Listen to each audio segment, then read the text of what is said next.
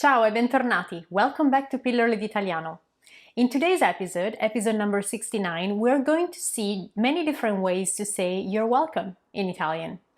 This might seem kind of basic for a lot of you, especially if you've been studying Italian for a while. You're wondering, okay, well, I say prego and that's it, right? And here I have it. Well, I think it's important, even if you feel comfortable with a couple of these ways, to be aware of all of them, because this way you're not going to be surprised when in the middle of a conversation someone throws at you figurati or non c'è di che or non c'è problema, etc. So we're going to see 9 different ways that Italians could possibly use to say you're welcome. And as I said, you don't need to master all of them. You could be just happy and content with 1 or 2 options and that's it. I just think that it's important to be aware of the existence of all the others. So, as I said, you will not be taken aback when you hear them in conversations.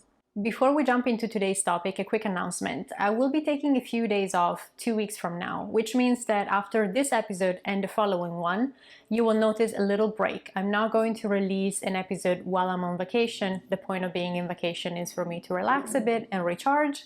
But if you would enjoy receiving something during that week from yours truly, well, I have good news. So during that first week of November, if you are an email subscriber, you will receive a little gift in your inbox. If you're not a subscriber yet, it's super easy to become one. In the description of this episode below, you will find a link. Simply click on it and you will be redirected to my website, where you will find a very easy way to subscribe to my newsletter. There is a little banner that says on top of each page of my website, sign up, and that's where you have to click. Once you're done watching this episode, click on the link in the description, subscribe to my newsletter so you will not miss the little gift that I prepare for you. All right, let's jump into these 9 different ways of saying you're welcome in Italian. The first one, and the most famous and most commonly used one, is prego. Prego, literally, I pray. But that's the most common way that Italians say you're welcome. Prego. Then we have di niente.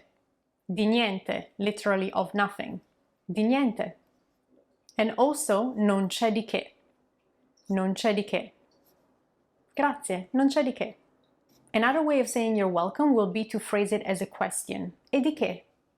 And of what, literally. So I'm wondering, and why are you thanking me? No big deal. E di che? You could also say non c'è problema. Non c'è problema. Literally, there is no problem. So it's like the English, no problem. Another way of saying don't mention it will be ci mancherebbe or ci mancherebbe altro.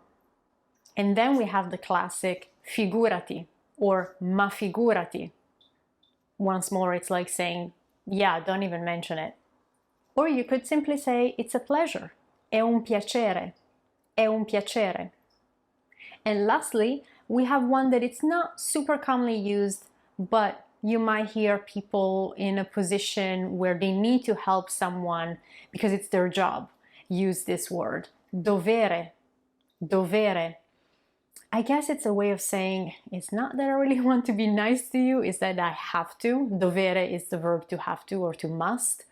So I guess if you were at the post office or at the bank and you're really thanking someone for their help, they could also say dovere, meaning I have to.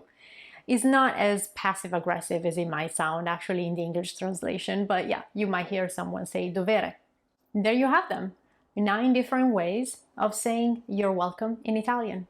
I truly hope that you enjoyed today's episode, and if so, don't forget to like it, subscribe to the channel if you're new to it, and I will see you in a week. Ciao, a presto!